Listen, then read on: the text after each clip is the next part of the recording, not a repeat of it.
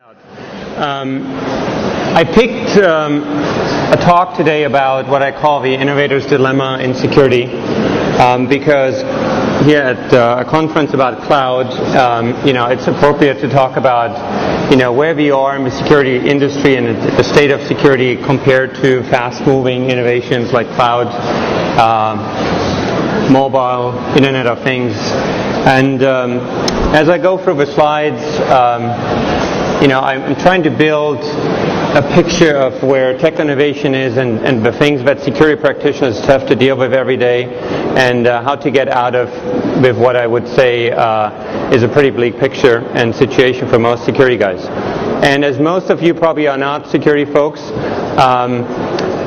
just my point here is, even if you just deal with technology and security is not your profession, there is no survival chance for any type of new technology without security being part of it.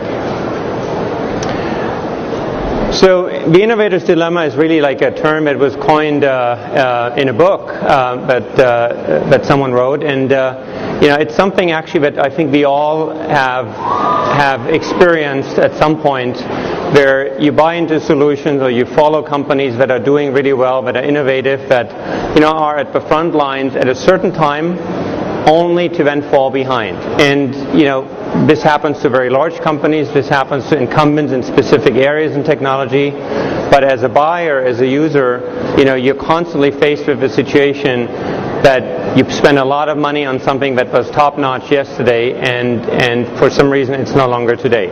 Why does this happen? Because it's very easy to not take the risk and jump ahead. In the security field, I can tell you I've had experiences with security companies that flat out told me that they understand that it would be time to update certain things or come out with something completely new, but nobody has asked for it. And the key here is that with innovation, you really need to think ahead and worry about, what will somebody ask for tomorrow or next year, and start building on it early. And security, specifically as an industry, hasn't really done that very well. So let's look quickly at what technology innovation really today is, what is so special about it. And I think we all know it's picking up in speed. If you look at the amount of funding and the amount of companies that exist or that start up every day with new ideas, or just a better way of doing something that has been done different in the past. But what comes with that pace is also less standardization. I spend a lot of time with new companies in Silicon Valley, and it's just mind-boggling to see that sometimes everyone seems to be recreating the wheel, just in a different way. Most of the new technology, most of the innovation focuses on ease of use, and it's really easy to use for the user, the customer, the consumer. But what we often forget is that the complexity of the back end, of the infrastructures powering these services, is actually going up. Consumer technology, we all know, drives enterprise technology. Companies like Skype, for example, has started out as a consumer tech, and then were adopted in enterprises slowly initially, but that has picked up. Now I would say that consumer technologies used in enterprises and corporations is just skyrocketing. And there's rising interdependencies. No service on the internet works just by itself anymore. There's so many dependencies, whether it's on a cloud provider, another third party that is offering a certain type of service, or interdependencies to other types of systems that you might even own. And with interdependencies, the risk of failure somewhere in this interdependent chain is fairly high. So where is the security industry really today, and what I would call is the bleak reality picture? Security problems of the past persist. We still worry about malware. We still worry about spam. We still worry about phishing. Oh, and DDoS attacks, which have been around for pretty much over 10 years, still work, and they work actually pretty well. So we have this legacy of issues that we still battle with, that we still have to deal with, that are, to some part still very impactful, powerful, and then all these new things that come on top. If you focus on defending your assets, your machines, your networks, your data, and that is your primary focus, I would say pack up and go home. There's numbers out there that 95% of networks infrastructures are already compromised, and it takes about 15 minutes for an internet-facing system to be infected if it has no protections in place. So if your goal is to ensure that this doesn't happen, then you might want to rethink. And at some point, that's really what the security industry was all about. People would say, executives would hire a CISO, would say, your job is to make sure nothing happens. That no longer works. It will happen, or it already has. There's a talent shortage. In the U.S., it's pretty brutal. I had somebody working for me at Zynga, and after I left, he was kind of in the market looking for a new job, and he left because there was another company that offered him twice his salary to leave. And that is kind of indicative of, that there's not enough people that have actually done this for quite some time, and everyone is fighting over that talent. And unfortunately, without that talent, you can't do it. Now, what happens with security teams that don't have enough people? They put everyone on incident response and basically clean up. And that is a little bit like the hamster in the wheel.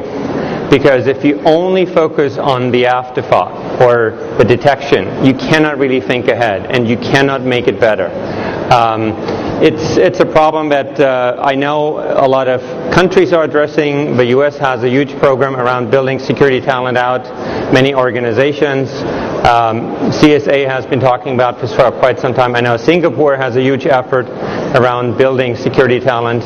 And without building this out in the primary countries, companies won't have a chance to hire, and without that, it means you have pretty much no expertise to do what's necessary to defend either your services or prevent certain things or protect data and systems.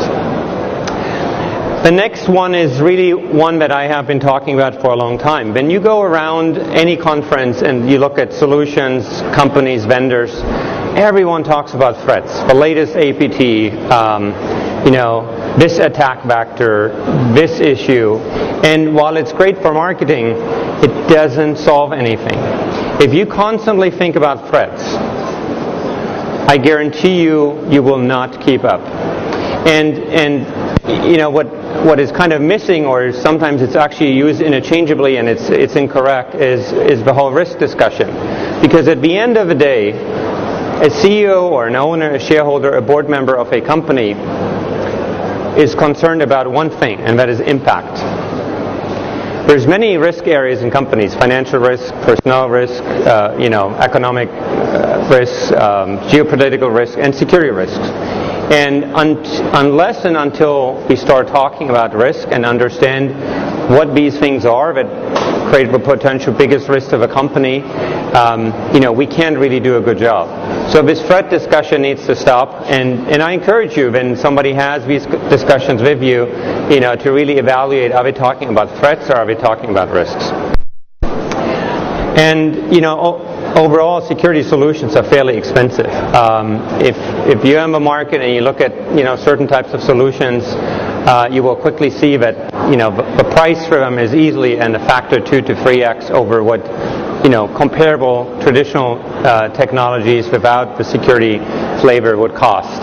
And hopefully, with more competition in the market, that cost will come down. Because it will have a good domino effect. If the costs come down for security technologies, more companies, even small or medium-sized, can afford it.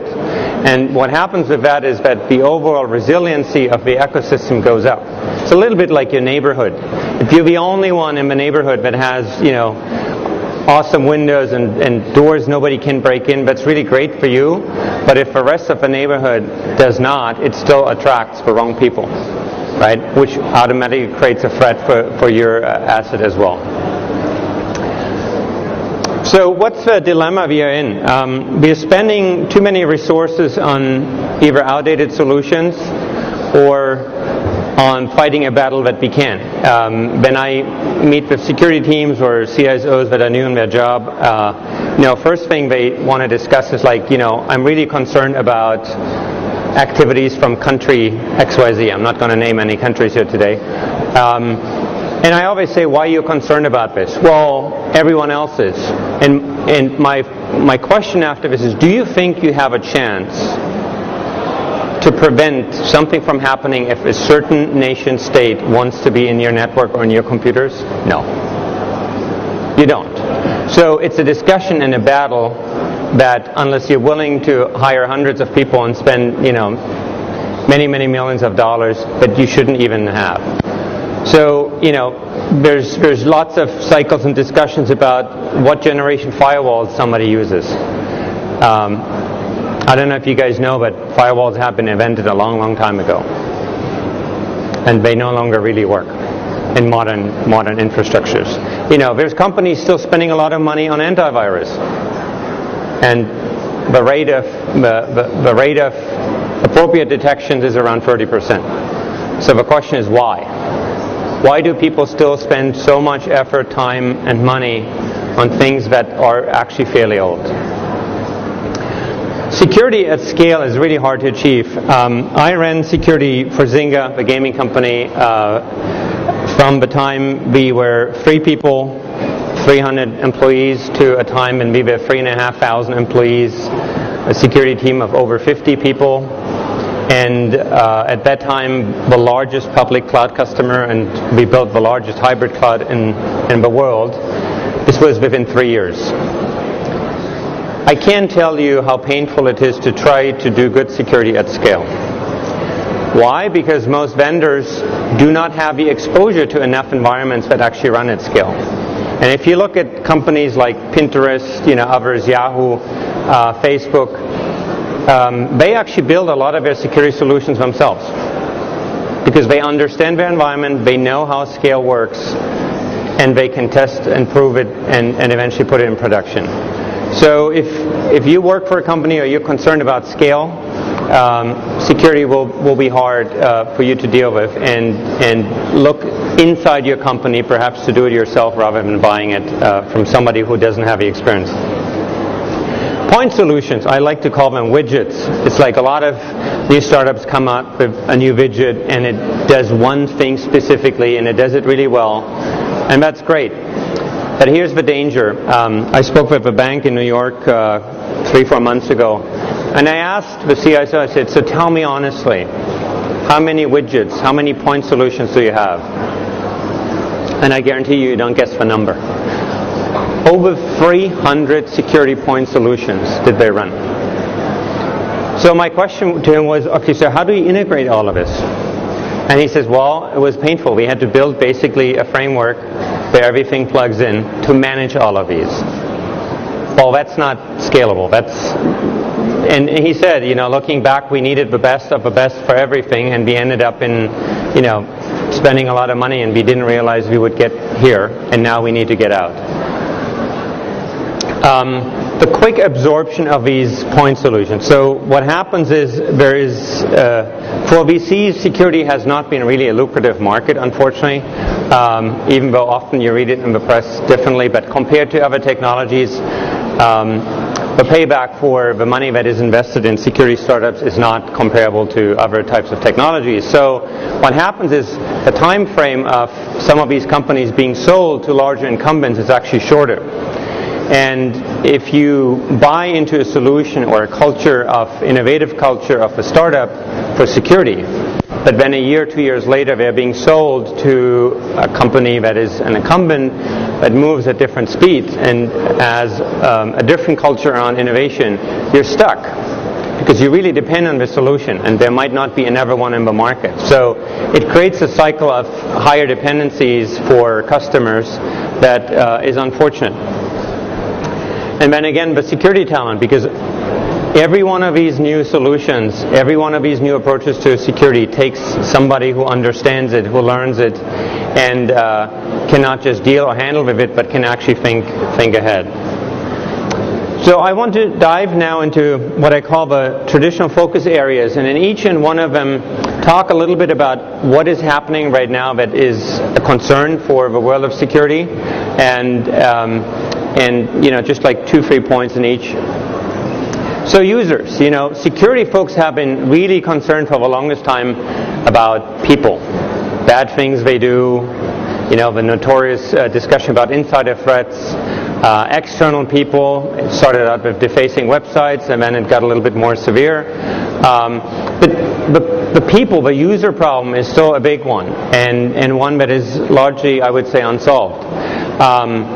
But in the old days, in the enterprise, you controlled your users because they used certain machines within certain networks, and it was all restricted. You were able to somehow control that. That is gone. These users are no longer behind the firewall, not even corporate users. The user base is increasingly, that includes customers too, less defined. Who they are, they come and go. There's no loyalty. Increasingly companies hire consultants and contractors. They might work there for 2 months or 3 months, then they go work for somebody else. There's a constant coming and going. They are global. The moment you offer something that is of interest to anyone in the world, they will come from wherever they are. Even employees or consultants are increasingly global. These country boundaries really have gone away. And then they're mobile and no longer device-centric. So in the old days, you gave somebody a desktop, said, okay, your job is to do Excel spreadsheets, and here's your machine, and that's how you do it. Now, basically, users choose. It can be a mobile device, it can be a laptop, who knows, it might be a desktop, it might be a friend's machine, it could be from anywhere. So the complexity of that user base is really going up. And then, building a company that has 10 plus million users is really not hard today. There's plenty of companies that have achieved that in less than a year. Again, dealing with that scale, and these numbers is really new. Devices. There is a device proliferation. I don't want to get into all these numbers, how many mobile devices and how quickly they will grow in the next years. But what's more concerning is there's many platforms, many different types of hardware, many virtualization added complexity, many different types of OSs. I remember the days when I would say 95% of a conversation security teams was about Windows. That's really what you were concerned about. And now it's Android, iOS, Mac, Linux flavors, whether it's Ubuntu or it's CentOS, whatever it is. And you need all this expertise in-house. The ownership life cycle shortens too. In the past, somebody used a laptop or a desktop for 3 to 4 years. It was primarily defined as like how quickly you could write it off your books. People, they change mobile devices, every 12 months, 18 months? They might give it away to their child and then buy another one. So there is no more loyalty between that user and device connection as well. And then the device-to-user relationship is fluid.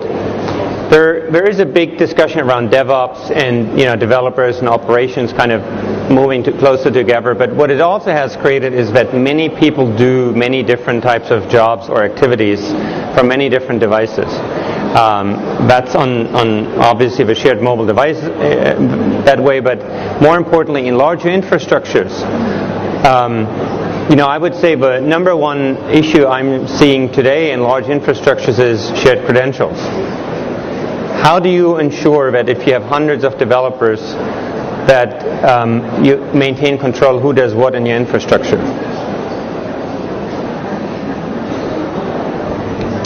Networks. Oh, that's a wonderful one. So you owned networks at some point. Remember the times when everything was like one big LAN, and then there was a gateway, and you were the gatekeeper. You made sure that only certain people can get out and others can get in, and that was it. But again, that's all gone. Users are relying on multiple networks, from home, at the enterprise, mobile, content distribution networks, VPNs, and even solutions start offering their own network channels. Virtualization of networks. The network as we know it is gone. There's a conglomerate of networks, and it changes every day. And I believe it will get worse. And on top of that, network is less and less stateful and point-to-point. There's many more efforts. There's even discussions around the future of TCP/IP.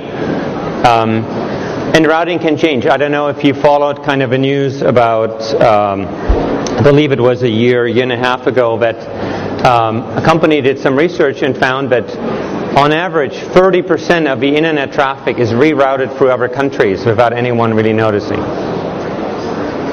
That's a problem. If somebody messes with the BGP table and your stuff suddenly goes through Ukraine, that is a concern.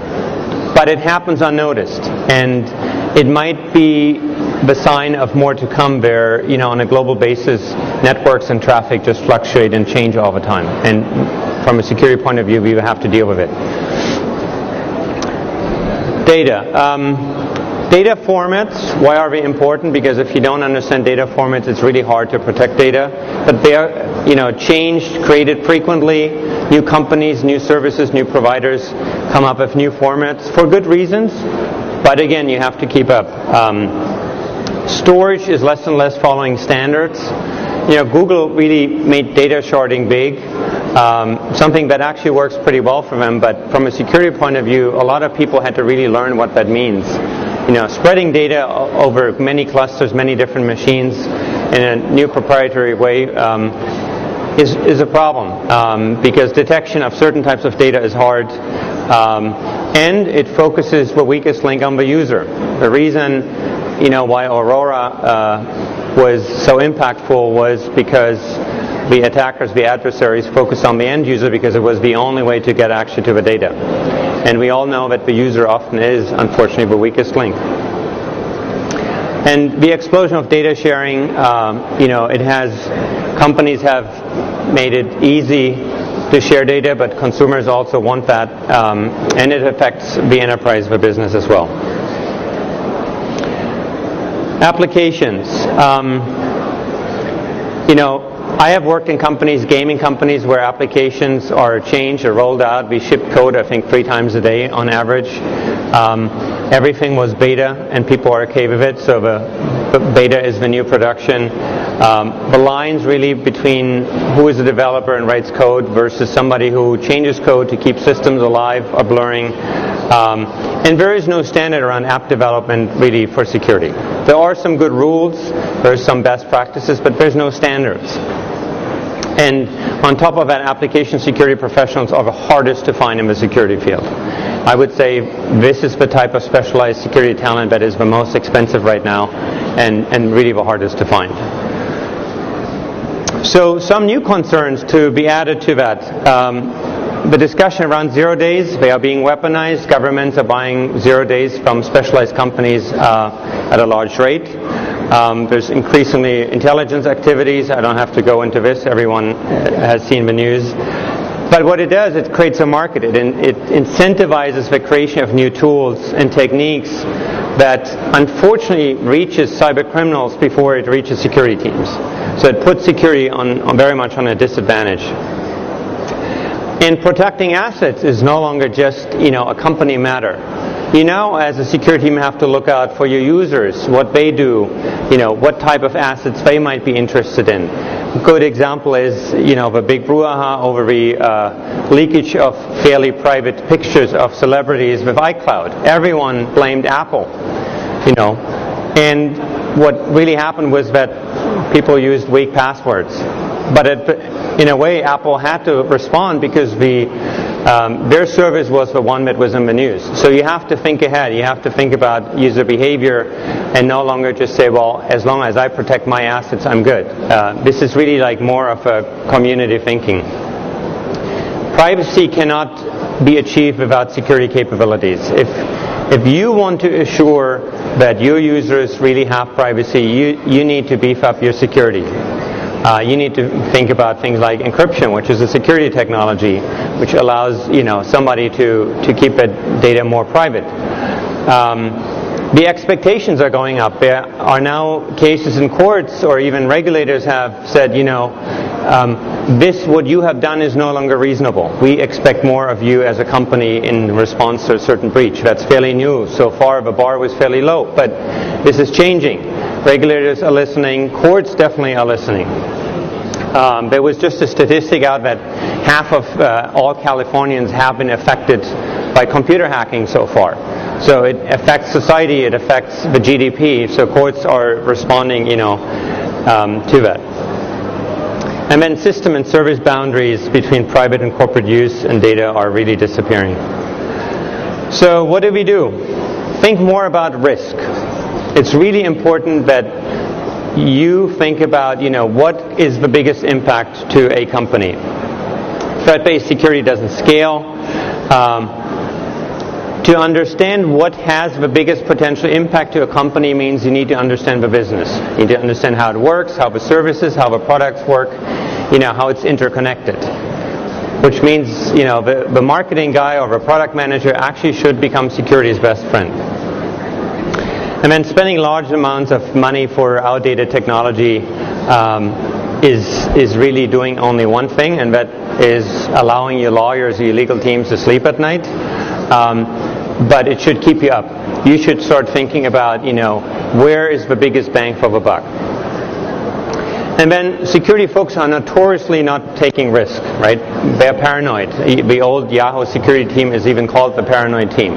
But really, you cannot understand risk unless you take it on yourself, until you try, something new, a new approach. And with that, take risk, because you're no longer following the common path. You're actually being the rebel. You're trying something different. And for the most part, I've seen it work actually pretty well. So how do you actually reach, what people call that escape velocity speed, where you actually get out of just responding, reacting, being the hamster in the wheel? Don't buy complex security solutions or lots of widgets. The sweet spot really is in the middle. I'm not saying that both of these sides are bad, but what I'm saying is either or, a focus on either or is neither good. And focus on data you already have. You would be surprised what you can see if you can actually look and data mine your logs, your DNS data, all the data that already exists in a company. And then treat security holistically. If you spend a lot of money on application security and that's it, or you have an IT security team that is really top-notch around network expertise, that's great.